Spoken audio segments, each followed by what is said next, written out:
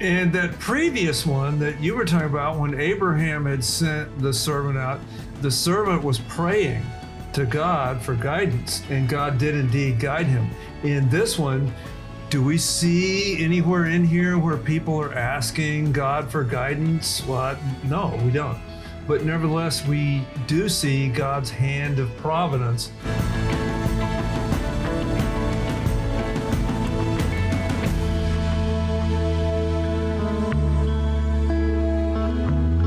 If you've been with us, we've been reasoning our way through the book of Genesis. Today we're in Genesis chapter 29.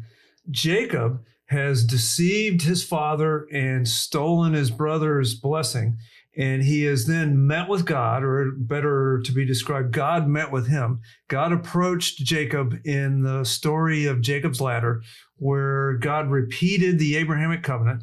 Jacob had a very profound experience there at a time when he needed God's reassurance, and he got it.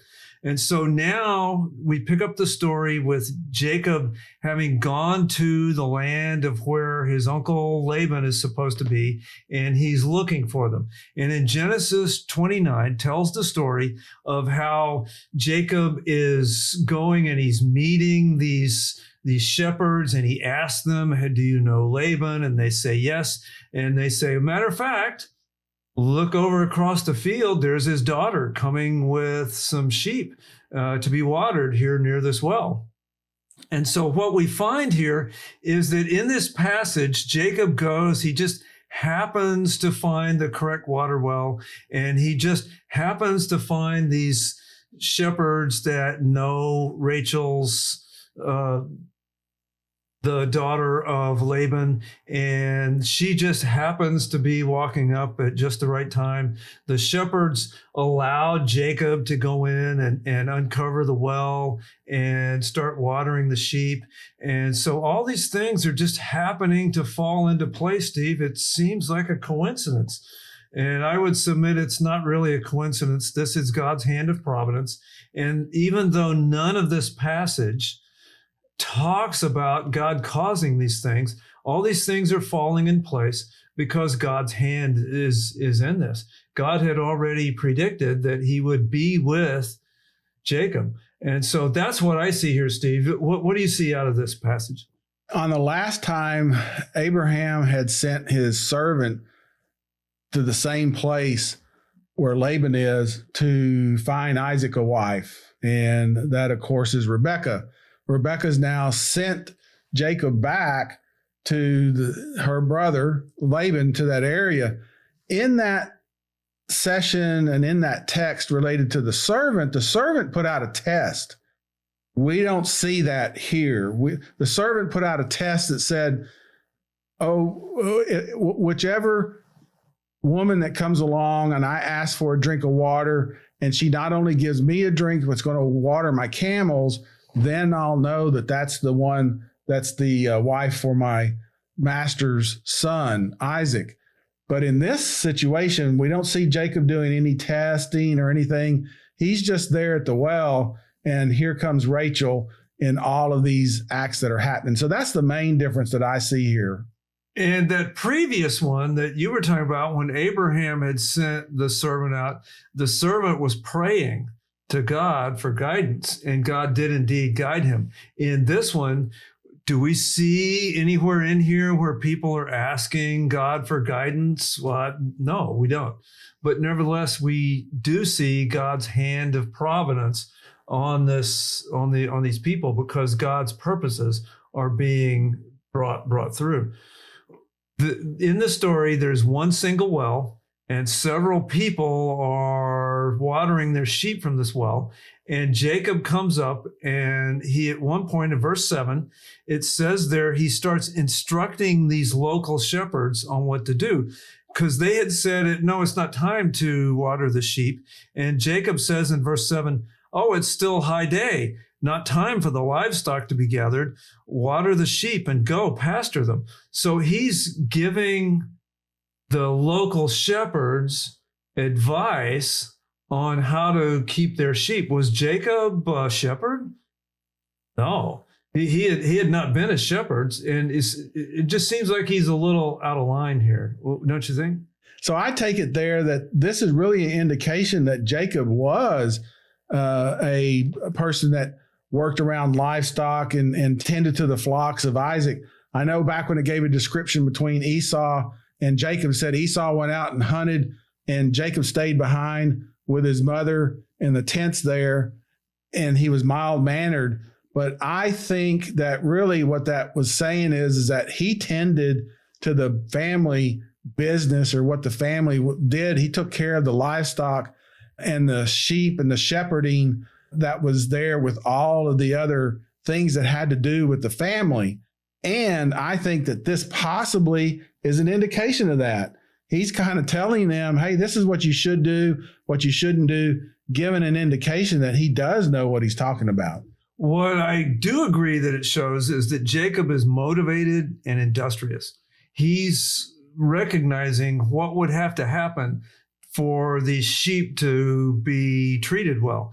And that's going to play out here for the next several years when he has the job of keeping Laban's sheep and prospering. So we're already seeing signs that Jacob is motivated, he's industrious, he wants to see success, and that's a good trait that we all should try to emulate. In verse 8, we have this local rule about watering the livestock. It says they waited until everyone was there and then watered them all at once. And then down in the middle of verse 10, Jacob, he sees Rachel and he doesn't wait for everyone. In verse 10, he goes and uncovers the well, watered the sheep that Rachel had. And we see these parallels in contrast with the previous time when there was supposed to be a wife for Isaac with watering the camels and watering the sheep. Only now some of the roles are reversed. And I just find that a very, very interesting literary account. How does Jacob here seem to be acting? Is he respecting the local ways of doing things? Or is he sort of accepting how things are? Or is he trying to improve things? How do you think Jacob is coming across to these locals? I think he's coming across to these locals of like, who died and left this guy in charge? I think that's how he's coming across. He's speaking with authority and he's giving them direction and he's coming in. They have a routine, certain way that they do things. And here he is. He comes in, he's an outsider. And all of a sudden, he's kind of upsetting their regular routine, giving them orders and direction of things to do. So maybe some of them say, hey, this guy's got somebody that's some authority finally that has a different way of doing things. I think maybe possibly there might be some of them that are saying, who is this guy to come in here from outside of our area and not one of us, and all of a sudden he's bossing us around. In verse 10 and 11, we have here where Jacob discovers the flock of Laban, the man who he's seeking, and he waters that flock. And in verse 11, he finds Rachel, he kisses her. It's probably just a greeting, like a handshake. It's a show of common affection, then cries. So my question that goes through my mind is, what is his emotion here? I think he's finally got a place where, okay, I'm safe now. Because remember, anytime a man's just out there on his own, he's subject to highwaymen and robbers. He's a bit of danger, if nothing else, from wild beasts and things. Finally, I'm safe. But I think he also sees, I've achieved my goal here. I finally got to where I need to. And it also, he's run into a beautiful woman. So I think there's a lot of mixed emotions going on here. Jacob must have been very afraid, very stressed. And then when he finally gets to Laban, he's just overwhelmed. I see these very human aspects. We get these in our lives. We get to places where we just get overwhelmed with things. But suddenly we realize, okay, God's hand is in this. And sometimes the emotion just bubbles up in us. There's another thing that goes back to the previous time of the servant that was out looking for the wife for Isaac. And he finds Rebekah and brings Rebekah back. And during that time, Isaac doesn't know who Rebekah is. He doesn't know the wife that is being chosen for him and picked out for him.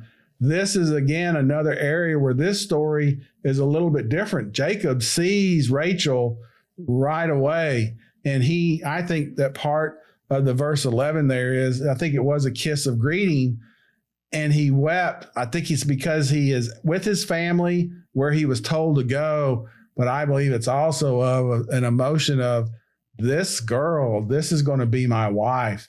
And I think that there's kind of a release of tension of everything that you just talked about. So Jacob meets Rachel, and he then goes and meets Laban, the uncle. And so there's this reunion there. And in verse 14, we have a statement from Laban to Jacob. And in verse 14, what does Laban say to Jacob? He says, you're bone of my bone and flesh of my flesh. So he realizes that, hey, you're one of my relatives. Actually, I think he realizes you're my nephew. You're bone of my bone and flesh of my flesh. With this, we have a very ironic statement, simply because, remember, Jacob had deceived his father and his brother. Well, what's Laban going to do later in the story? Laban's going to deceive Jacob here very profoundly. And it's literally true that you're bone of my bone and flesh of my flesh, because they're both deceivers. And so now there's no one in the family that's righteous, because all of them have been sinning and not following God's ways. So you're saying, Glenn, that this is something, being a deceiver, kind of might run in the family? It seems to. When he said, you're bone of my bone, flesh of my flesh, he probably meant it at, oh yeah, you're my blood relative. But he's saying more than he probably realizes, because Laban's kind of a scoundrel, and he's a bit of a manipulator, and he's going to do to Jacob what Jacob had done to his family. And so, Steve, I see here a couple of different things. The whole family was sinful, which to me brings about the Christian life. All people have sinned and fallen short of the glory of God. There's not a righteous person in the whole story.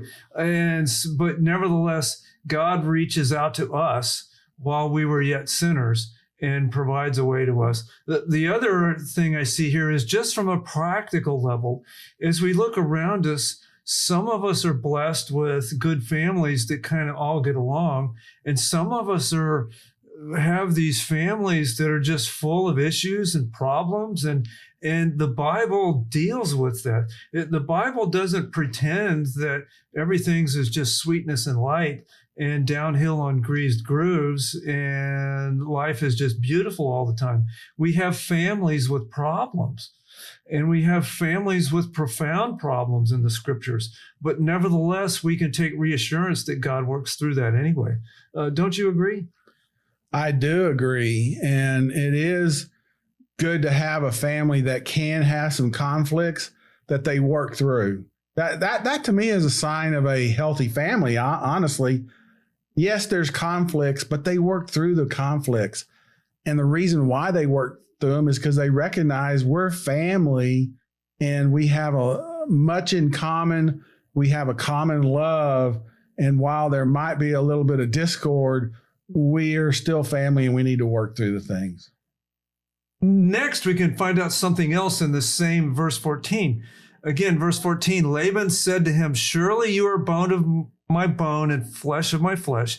And he stayed with him a month. The he there is Jacob. So Jacob stays with Laban for a month, and he doesn't seem to be doing very much, hanging around, enjoying Rachel's company, but he's just waiting. Remember, he was told to go to Uncle Laban's house, and it doesn't seem like he's accomplishing much during this month. Seems he's just living there, trying to date Rachel and not doing so much. So I take that as another lesson that we can learn out of this. Christians are not to just sit around. We're not to just sit around. We are to be active. Christians are to accomplish things. Christians should be doing ministry work. We shouldn't just say, I've got a month off, I'm going to do nothing. Or I've got this period in my life, I'm going to do nothing. Don't you agree, Steve, that all Christians should have a role in the church where we fulfill maybe a big role, maybe a small role, but we should all have a role to do some ministry work in our local church. And doing that ministry work gives pleasure, not pleasure from a sense that you're working and earning something, but just pleasure from the sense that you are ministering to other people, spreading the gospel, spreading God's word to them. And you're through that, I think you also build up your relationship with God and with Jesus. Here's a question for you, Steve. What's been your experience in churches for people that don't get plugged in and have a ministry role somewhere? There are people, they just come on Sundays and do the worship and then go home, and they don't really get involved with the church as far as serving somewhere. What has been your experience of people that fall into that situation? They're missing out. They're missing out on so many things. They're missing out on relationships and fellowship with other Christians. They're missing out. They're missing out on what the directive of what the church might be doing in as far as ministering young adults, older adults, midlife adults. And they're also missing out in regards to being involved and growing, like I said, in that relationship of with Jesus, meaning that they come, they attend, they listen, and then they leave. They're back to themselves and doing things that are outside of that community of believers. And I think you find sometimes that you isolate yourself by doing that. The person that doesn't get plugged in, they're not benefiting from being involved in the church. And also the church isn't benefiting from what they could contribute, because all of us are part of the body of Christ. That's the analogy that God gives us over in the New Testament, is that how can, we're all a body. How can the eye say to the hand, I don't need you? And how could the foot just say, I don't think I'm going to go to work today. I'm just going to hang around this body and not participate. No, we all serve a role. And as the old King James said, some of us are the unseemly parts, but we're important. And all of us have a role in the body. And the family of the church is just that. It's a family. And when you're not really plugged into the family, I've found that there's a tendency for people to get dissatisfied and then fall away out of the church. That happens, but it happens less with people that are plugged in somewhere with a ministry on something to do. And I would just encourage our listeners, if you're not plugged into one ministry, and I say one, and one means one, and it not zero and not 3, 4, 5. Some people are doing 4, 5, 6 things that need to cut back. And some people are doing 0 things that need to find one. And so find a ministry. And if you don't know of one, go ask the pastor. I'm sure he'll have something around the church to have you do. But that's when you really get the fulfillment and the enjoyment, and not just sitting around waiting. Moving on, the next passage starts in verse 15. Then Laban said to Jacob, because you are my relative, should you therefore serve me for nothing? Tell me, what shall your wages be?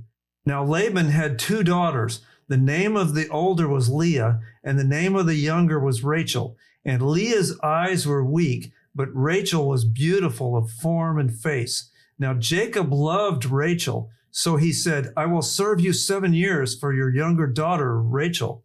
Laban said, it is better that I give her to you than to give her to another man. Stay with me. So Jacob served 7 years for Rachel, and they seemed to him but a few days because of his love for her. Then Jacob said to Laban, give me my wife, for my time is completed, that I may go into her. Laban gathered all the men of the place and made a feast. Now in the evening he took his daughter Leah and brought her to him, and Jacob went into her. Laban also gave his maid Zilpah to his daughter Leah as a maid. So it came about in the morning that, behold, it was Leah. And he said to Laban, what is this you have done to me? Was it not for Rachel that I served with you? Why have you deceived me?" But Laban said, "It is not the practice in our place to marry off the younger before the firstborn. Complete the week of this one, and we will give you the other also for the service which you shall serve me for another 7 years." Jacob did so and completed her week, and he gave him his daughter Rachel as a wife. Laban also gave his maid Bilhah to his daughter Rachel as her maid. So Jacob went in to Rachel also, and indeed he loved Rachel more than Leah, and he served with Laban for another 7 years. So Jacob is finding here that what goes around comes around. He finds out that what you sow, you also reap. Jacob deceived people, and now he is getting deceived as well. And God is teaching Jacob a very hard lesson, one that is earned in the school of hard knocks. We have here Laban being very sly. He's kind of a manipulator, and he's got this guy Jacob that's working for him. And so he's getting some free labor here. So why not keep this going for a while? And so what do we know about this situation here, Steve, with Jacob and Laban? Well, there's a couple of things. Outright, it says that Leah's eyes were weak, which means that probably she was poor-sighted. The other thing is that Rachel's name means Ulam. Leah's name means young cow. So there might be an indication in regards to how Leah looked as to how Rachel looked. Jacob describes her as being very beautiful. Another thing is that Jacob has worked for 7 years. You don't think that he would know what the tradition of the people are, that the older daughter gets married off first? And wouldn't you think that when the 7 years is up, that he would be thinking, wait a minute, Leah's not married yet. Is something going to happen here? Or is it an indication of what you've been describing? Laban is this trickster and deceiver, and he just kind of comes up with this rule at the very end. There's so many things that are coming on here. Another thing is that it's a parallel to what Jacob did with Isaac. Jacob went in and deceived Isaac. He's the younger that deceived Isaac because Isaac's poor sight. The tradition here is that the women are covered up on this night, this wedding night of when they're consummated. And so that is the same parallel to Isaac's poor eyesight. Jacob doesn't know who he really is. And instead of being the younger, it's the older sister versus the younger.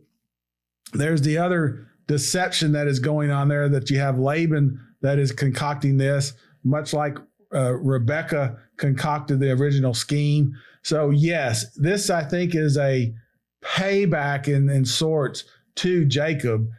It really brings home a lesson to a person, a deceiver like Jacob, what the actual impact of deception is. I think that this is something that really hits home hard to him because it's a parallel in many ways to what he did to his own father. The New Testament tells us that do not be deceived. God is not mocked. What we sow, we will reap. And that's what's going on here. We do not get away with sin. And when it says there that Leah was eyes were weak, it may have been that her literally eyes were weak. It also could have been a local colloquialism, a saying that just meant she was not very good to look at and might have benefited from a veil in front of her face. Now, I'm too nice to say that, but nevertheless, that could have been the case, is that one of them, Rachel, was just more beautiful than the other. But in verse 18, which one did Jacob love? Just so we get it straight here. Which one did Jacob love? It says that he loved Rachel, and that's natural. That's the one that he first saw. That's the one that he made the arrangements to work the 7 years for. Then Laban pulls this trick on the wedding night. He sends in the older daughter and then comes up with this somewhat weak excuse that in our custom, it's the older one gets married first. But if you work another 7 years, we'll give you the younger one also. So very, very wrong thing for Laban to do. Jacob is getting some of his own medicine, and he knows what it feels like when he tricked Esau. And so he did not get away with his deception. After Laban gets figured out, he gets this next 7 years of work out of Jacob. Would Jacob at this point be justified with being discouraged? He would be justified. I do want to mention here that Jacob didn't have to work another 7 years in order to marry Rachel. What this week here is, this is this wedding feast week. And so he marries Leah and has, deceptively so, has this wedding feast week, and then he marries Rachel, still has to work another 7 years. But yes, it could be very discouraging. Think about it. I have put aside 7 years of my life to have a certain expectation, and now that expectation has fallen through. And while I still make arrangement to have my love of who I wanted to originally marry, I'm now on the hook for another 7 years of labor to this man that has deceived me. I think that is another factor that comes into place. And I would agree. So Jacob, again, now it's real hard lesson that he's learning here. And if Jacob would have justification here for being very discouraged, but even though he's in a bad spot, God's still working. That's one of the great lessons of this whole book, is even though these people get themselves in this bad position, in some cases through no fault of their own, God's hand of providence still works through all these things. We have this somewhat evil circumstance that Jacob is experiencing. Laban deceived him and squeezed another 7 years of work out of him. With this, Jacob could be sitting there saying, the world's against me. But what's really happening? God's working. God is shaping him. He's molding him. Jacob needed to learn a lesson. Jacob needed to learn a lesson.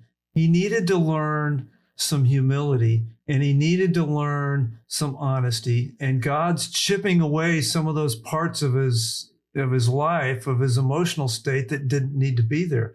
What does Jesus say over in the New Testament? Those who God loves, he prunes. And pruning means to cut some things away. And that's the lesson here, is God is working in this man's life. And he takes these 2 7-year periods with this hard, difficult lesson to do that. In the end, Jacob is a better man for it, but it took a hard lesson and some difficult circumstances to learn this. God is teaching him to learn these things. We had a question, Steve, not long ago in our online podcast here, where, why can't God just snap his fingers and this just happened? Why can't he just teach us these things? Why does he have to put us through painful circumstances in order to learn these things?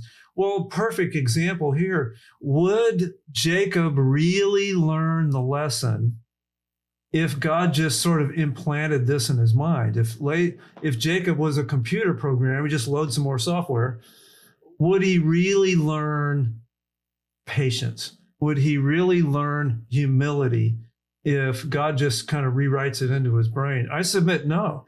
The only way you can learn patience is to go through circumstances that require patience. The only way you can learn self-sacrifice is to go through circumstances that require self-sacrifice.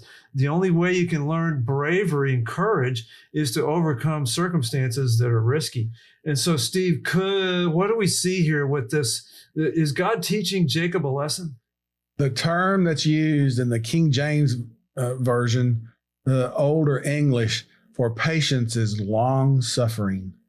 And I've always felt that was an appropriate way to sum up what patience is. Sometimes patience is long suffering. During these 7 years, additional 7 years that Jacob is working, he is developing patience to wait on the Lord. It could be couched as long suffering through those 7 years.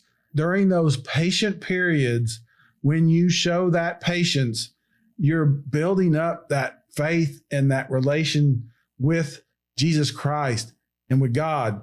And I say that from personal experience, in that somebody who has made rash decisions and is always trying to make their way on their own things that they come up with on their own devices and their own schemes, to finally say, I'm going to turn it over to God and let you control my life. Well, what comes with that sometimes is some long suffering. And that builds the patience, that builds that relationship with God. So here it is. You've mentioned it. Jacob is being taught a lesson here, some good life lesson in these additional 7 years that he's having to work for Rachel. The last part of what we just read a while ago, verse 30, said that Jacob loved Rachel more than Leah. Loved Rachel more than Leah. And with that is going to come the seeds of discontent and some issues that are going to arise, because what ends up happening when there's multiple wives is that it never works out. Yes, there were people in the Bible that had multiple wives. There was polygamy going on in the Old Testament, but it always turned out bad. Every time it turned out bad. It's going to turn out bad here because there's going to be some bad circumstances that are caused by Jacob loving one of them more than the other. And it's always the case that one of them gets loved more than the other, or there's some sort of jealousy, and polygamy or polyamory never really works out. None of those systems. God's way is for one man and one woman for one lifetime. And that's the way that we should structure our lives, because with this, we have the start. When Jacob loved Rachel more than Leah, that's going to be the start of a whole nother series of problems that are going to domino through the rest of the book of Genesis. But we're also going to see God bless Leah in a special way through all of that. God will work through all of them. So we're going to be here next time reasoning through this, and we trust that you'll be with us. There's going to be some very interesting stories. We're going to pick up speed a little bit in the second half of the book of Genesis, but we hope you'll be with us because there's some great profound truths to be learned. Thank you so much for watching and listening. As always, may God bless you.